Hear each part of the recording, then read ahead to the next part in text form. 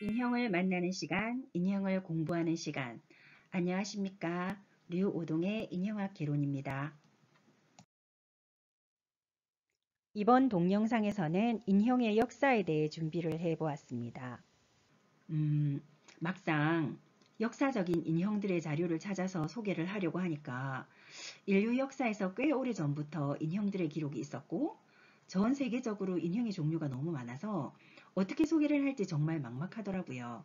그래서 고르고 골라 몇몇 중요한 인형들만 소개하기로 했습니다. 인형의 역사를 더듬어 보면 구석기 시대로 거슬러 올라갑니다. 동물 형상으로 인간의 모습보다 먼저 등장한 것이 라이언맨, 즉 사자인간이라는 인형인데요. 독일의 홀렌스타인스타델이란 동굴에서 1939년에 발견되었다고 하고요. 독일어로는 사자인간이라는 뜻의 루븐맨스로 불립니다.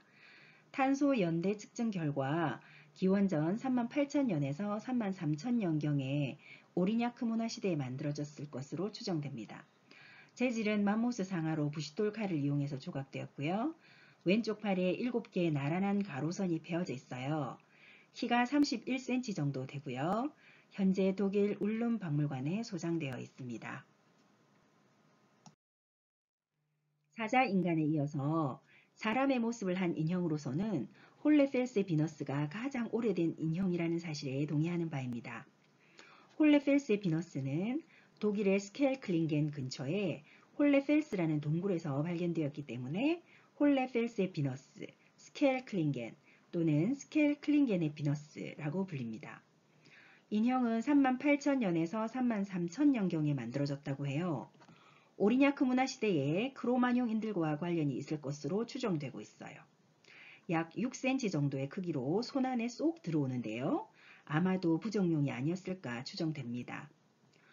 맘모스 상하로 제작되었고 2008년에 독일 홀레펠스 지역에서 발견되어 홀레펠스의 비너스라고 불린다고 해요. 이 인형은 인형들 중 최초의 현대적인 인간의 모습의 형상을 한 것이 주목할 만합니다. 빌렌도르프의 비너스는 기원전 약 28,000년에서 25,000년 사이에 만들어졌다고 합니다. 홀레펠스 비너스의 출현으로 인해 세계 최초의 인형 자리에서 물러나야 했지만요. 역사적으로도 아직 가치를 인정받고 있는 여인입니다. 물고기 알 모양의 석회암을 어란상 석회암이라고 하는데요.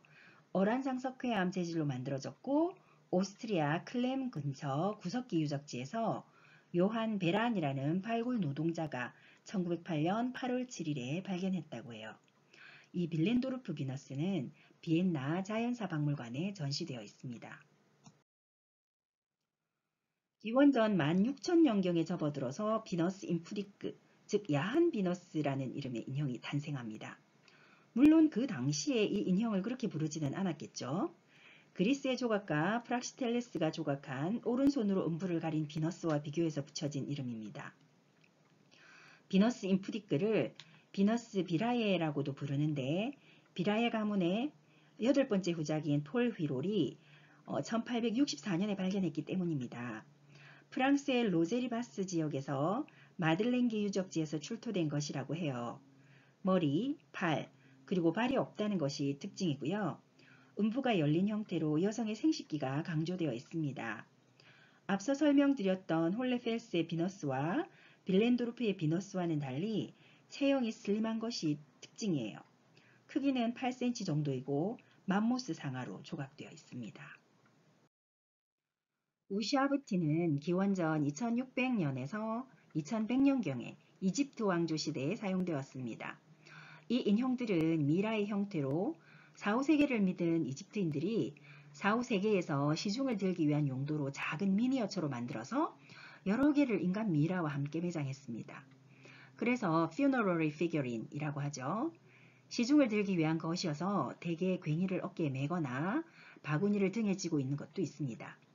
우샤브티는 다양한 재질로 만들어지는데요. 초창기에는 왁스로 제작되었다가 파손이 되지 않도록 점토, 나무, 돌 등으로 조각해서 만들기도 하고 몰드를 이용해서 대량으로 만들어내기도 했습니다. 또한 채색을 하기도 하고 에나멜을 칠해서 광택을 내기도 했죠. 대량으로 만들다 보니 이 시기의 유물로는 아주 흔한 종류라고 하네요. 와, 그렇다면은 저도 우샤부트를 하나 갖고 싶어지는데요. 최초의 노 인형 또는 나무 주걱 인형이라고 인정하는 이집트의 페들덜입니다. 기원전 2040년부터 1750년 사이에 제작된 것으로 보이고요. 주걱 인형 또는 노 인형이라는 의미로 페들덜이라고 합니다.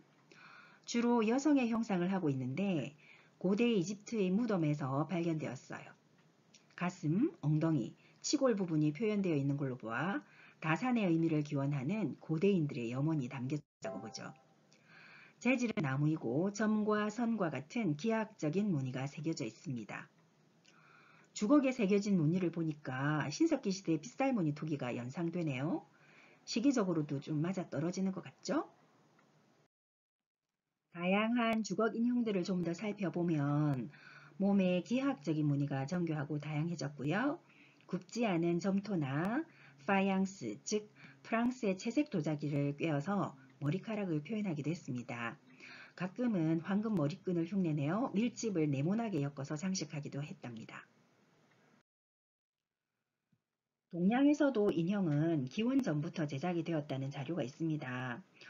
기원전 1000년에서 400년경에 일본의 조문시대에 만들어진 도구, 우리말로 하면 토우, 즉 흑인형에 해당이 되는데요. 이 도구는 오키나와를 제외한 일본의 전 지역에서 발견이 된다고 해요. 도구는 다양한 모양으로 등장하는데요. 하트 모양, 뿔 달린 올빼미 모양, 임산부 모양 등도 있습니다. 이 사진의 도구는 고글 눈을 한 도구입니다. 눈의 모양이 꼭 고글을 쓴 것 같아서 이런 이름이 붙여졌어요. 이 인형의 경우 배 부분이 주석으로 칠해진 흔적이 있는데요. 하지만 이 인형의 용도는 알려져 있지 않습니다. 기원전 500년경에 만들어진 다이달라입니다. 이 인형은 올빼미 얼굴을 가진 아테나라는 다이달라인데요. 아테네 글라우코피스라고도 합니다. 글라우코피스는 올빼미의 얼굴을 가진이란 뜻인데요. 지혜의 여신 아테네를 나타내는 대표적인 표현입니다. 그래서 얼굴 모양이 올빼미의 모습이고 약간 위로 향하고 있습니다. 목이 아주 길고 몸은 삼각형 모양이에요. 테라코타, 즉 점토로 제작이 되어 있습니다. 다이달라는 여러분 그리스 명장 다이달로스 아시죠? 다이달로스의 이름을 따서 지었다고 해요. 이 마스코트는 2004년 아테네 올림픽의 마스코트 아띠나 앤 피보스인데요. 아띠나는 아테네, 피보스는 아폴론을 의미하죠. 이들은 다이달라의 이미지를 형상화한 것입니다. 이 인형은 고대 그리스의 네브로스 파스토스라는 인형입니다. 기원전 5세기에서 4세기경에 제작이 되었고요. 네브로스 파스토스는 그리스어로 끈으로 움직인다라는 뜻이에요. 마리오네트의 시초라고 할 수 있겠는데요. 그 당시에 연극의 배우가 등장하기 전에 인형극에서 사용된 것으로 보이고요. 헤로도토스와 크세노폰의 작품 속에서도 언급이 된다고 합니다. 점토와 상아로 제작되어 있는데요. 어깨와 무릎 부분이 연결되어 있어서 움직임을 표현하기에 적합하도록 제작되어 있습니다. 2세기경 이탈리아 로마의 유물인 트리페나 인형을 소개해 드립니다. 제가 처음 이 인형 사진을 보았을 때 너무 정교하고 아름다워서 정말 깜짝 놀랐어요. 크레페레이아 트리페나라는 20대 여인의 석관에서 발견되었는데요. 정말 위험이 느껴지는 인형입니다. 네브로스 파스토스보다 훨씬 세련됐죠? 상하로 섬세하게 조각되어 있었는데 얼굴은 아마 트리페나의 초상이 아닐까 추정됩니다. 어깨, 팔꿈치, 고관절, 무릎이 관절로 연결되어 있는데요. 이 관절들은 작은 핀으로 연결이 되어 있어요. 손과 발 그리고 머리 부분이 아주 자세하게 조각이 되어 있고요. 인형의 엄지손가락에는 함께 매장되어 있던 보석 상자를 여는 열쇠 반지를 끼고 있답니다. 그 보석 상자에는 인형의 것으로 보이는 두 개의 은거울, 두 개의 가는뼈로 만든 빛, 손가락에 낀 반지 이외에 또 베젤이 있는 또 다른 반지가 있었다고 하네요. 그리고 진주 귀걸이, 유리비즈, 금목걸이 등이 함께 들어있었다고 해요. 아마 그 당시에도 인형놀이를 했었나 봅니다. 팔다리가 있고 이상을 교체할 수 있는 인형은 기원전 200년경에 나왔다고 합니다. 그 당시에 만들어진 전인형은 왜 없을까요? 먼저 인형들의 이야기를 한번 들어볼까요? 네, 아무래도 전으로 된 인형이 남아있지 않은 것은 인형이 없었다기보다 상태 유지 면에서 돌이나 나무보다 취약하기 때문일 것입니다. 그래서 잠시 천에 대해서 살펴보기로 해요. 인간은 외부 환경으로부터 몸을 보호하기 위해서 7만 년 전부터 또는 그 전보다 훨씬 이전부터 동물의 가죽이나 털로 옷을 해 입었고요. 풀에서 얻은 섬유로 옷을 짜입기도 했답니다. 조지아 공화국에서 3만 4천 년 전에 염색한 직물이 발견되었는데요. 전일 인류 생활에서 아주 이른 시기에 사용되었음을 알 수가 있죠. 그래도 발견된 인형 중에서 가장 오래된 헝겊 인형에 대한 자료를 찾아볼 수는 있었는데요. 그냥 이름이 렉돌입니다. 즉 헝겊 인형이라는 거죠. 이 인형은 로마 시대의 유물로 이집트 옥시린쿠스 지역에서 서기 1세기와 5세기 사이에 만들어졌습니다. 헝겊과 파피루스를 채운 린넨 봉제 인형이고요. 물들인 울이 얼굴과 몸에 감겨 있었지만 퇴색되었습니다. 사진은 렉돌의 뒷모습인데요. 왼쪽 머리에 파란 작은 유리구슬이 보이시죠? 그 유리구슬은 아마도 머리 장식이었을 것으로 추정됩니다. 이 인형은 현재 대형 박물관에 소장되어 있습니다. 이 인형은 신라시대 유물인 기마인물형 토기 세트입니다. 6세기 이전에 제작된 것으로 경주 금룡총에서 출토되었죠. 어린 왕족의 무덤이었는데 놀잇감은 아니고요. 아마도 주전자 용도로 사용되었을 것이라고 학자들은 이야기합니다. 안에 물을 넣어 따를 수 있도록 주둥이가 보이시죠? 이 두 개의 토기는 주인상과 하인상으로 구성이 되어 있고요. 표현 기법이 굉장히 정교하고 세련되었어요. 토기로 제작이 되었는데 마치 조각품처럼 보이지 않나요? 이 사실로 보아 우리나라의 표현 기술이 정말 훌륭했다는 걸 알 수가 있죠. 하니와라는 인형은 서기 6세기경 일본의 고훈 시대에 제작된 것이에요. 의식용이나 장례용으로 만들어졌다고 해요. 서리기법 또는 태싹기법으로 만들었죠. 서리기법이나 태싹기법은 도자기를 빚는 방법으로 흙을 돌돌 말아서 길게 한 다음 나선형으로 감아 올리는 것이 서리기법이고요. 둥근 링의 형태로 차곡차곡 쌓는 것을 태싹기법이라고 해요. 인형의 몸통은 그렇게 만들고 좀 더 세밀한 부분은 조각을 했다고 합니다. 무사의 형상의 갑옷을 입고 칼을 장착하고 있어요. 테라코타, 즉 점토로 만들어서 시신과 함께 안장되었다고 하네요. 한국의 인형에 대한 기록들을 살펴보았습니다. 앞에서 설명드렸던 기마 인물형 토기 세트 이외에도 신라에서는 탈해왕의 뼈로 만든 인형을 신격인 동학신으로 여겨서 제사를 드렸고요. 고구려에서는 나무로 인형을 만들어서 부여신과 고등신이라 칭하며 국중대회나 제천의식 때 제사를 드린 기록이 있다고 합니다. 신격화된 인형을 대상으로 제사를 올린 사람들은 비록 인형들이 움직임이 없고 말을 하지는 않지만 자신들의 기원이나 움직임에 반응하여 그 초월적 역량을 드러낼 것이라는 믿음을 가졌기 때문이겠죠. 그리고 고려시대의 연매라는 인형은 제2적 인형극에서 등장을 하는데요. 인형은 손이 묶이고 이마에 못이 박힌 채로 땅에 묻히거나 우물에 넣어진다고 해요. 여기서의 인형은 해를 입기를 바라는 저주의 대상으로 여겨졌기 때문입니다. 우리나라 역사 기록 중 행사에서 인형을 사용한 예를 좀 더 살펴보면 고려시대의 팔관회에서는 신숭겸과 김낙의 추모제를 지내면서 두 공신의 우상, 즉 인형이 술을 마시고 춤을 추며 말을 타고 뜰을 돌아다녔다고 합니다. 충청북도 제천시 수사면 오티마을 별신제에서는 요사귀 인형과 몽달귀 인형이 등장을 하고요. 충청남도 부여군 세도면 가회리 홍가마을 장군제에서는 대장군 인형이 등장하여 애군을 물리치는 역할을 한다고 해요. 자동 인형이라고 들어보셨죠?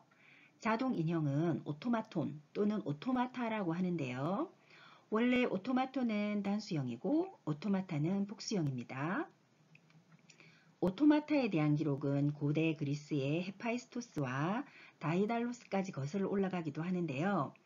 여기서는 약 12세기 이슬람 학자인 알자자리라는 궁전 수석공학자가 제작했다는 오토마타에 대해서 잠시 설명드리겠습니다. 알자자리는 독창적 기계장치에 대한 지식의서를 집필했는데요. 이 책에서 4명의 자동 인형을 태운 보트를 제작하여 손님들에게 자동 인형이 연주하는 플룻과 하프, 그리고 북으로 즐거움을 주었다는 내용이 있고요. 그 설계도를 그려놓았다고 합니다. 현재 남아있는 오토마타는 없는 걸로 보입니다. 하지만 자동 인형을 만들었다는 기록이 있다는 것만으로도 대단하다는 생각이 드네요. 이 두 사진은 자동 인형들인데요. 왼쪽 사진에 글을 쓰는 여인은 현재 스위스 시마 박물관에 소장되어 있는 오토마톤입니다. 오른쪽 사진은 자케드로의 3인방 오토마타인데요. 글을 쓰는 작가, 피아노 치는 음악가, 그림을 그리는 도안가를 제작한 것인데요. 아직도 작동이 된다고 해요. 스위스 미술사 박물관에 소장이 되어 있고요.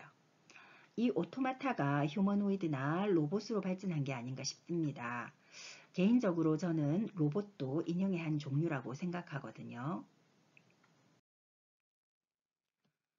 약 15세기에 도자기 산업이 발달한 독일에서 포슬린돌, 즉 도자기 인형들이 주로 생산되었는데요. 18세기 후반 산업혁명과 더불어 도자기와 플라스틱 인형을 대량 생산하게 되었어요.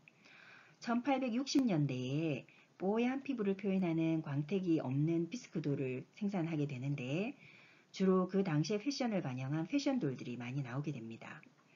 비스크나 도자기는 깨지기 쉽기 때문에 1877년에는 깨지지 않는 합성 인형이 등장하게 되고요. 19세기 후반부터는 어린아이의 모습을 한 인형들이 등장하게 되고 가격도 상대적으로 저렴해졌습니다. 그렇다고 너무 싼 것은 아니고요. 20세기 들어와서 셀룰로이드와 비닐, 플라스틱 인형들이 많이 등장했습니다. 현대적인 인형들은 워낙 종류가 다양해서 추후 인형의 종류 부분에서 다루도록 하겠습니다. 제가 인형의 역사를 준비하면서 참고한 사이트는 위키피디아이고요. 인형의 시간들과 The Ultimate Doll Book도 도움이 되었습니다. 여러분들이 만약 인형의 역사와 다양한 민족들의 인형에 대한 책을 찾고 계신다면 파주 헤일이 세계인형박물관 학예사이신 김진경 작가님이 쓰신 인형의 시간들이라는 책을 추천하고 싶어요. 그리고 근현대 서양의 인형들에 대한 이야기는 돌린 킨드슬리 출판사의 캐롤라인 굿펠로의 책 The Ultimate Doll Book을 추천합니다. 이 책은 번역서는 없는 것 같은데요. 꼭 영어를 몰라도 다양한 인형들을 볼 수 있어서 도움이 될 것 같아요. 물론 그 외에도 다양한 책들이 있지만 오늘은 여기까지만 소개할게요. 인형은 공부를 하면 할수록 다양한 사람들만큼이나 복잡하고 다채로운 것 같아요. 자료들이 너무 많아서 모두 다루지 못하는 게 너무 아쉽습니다. 오늘 준비한 내용은 여기까지입니다. 인형을 만나는 시간, 인형을 공부하는 시간, 류오동의 인형학 개론을 시청해 주셔서 고맙습니다.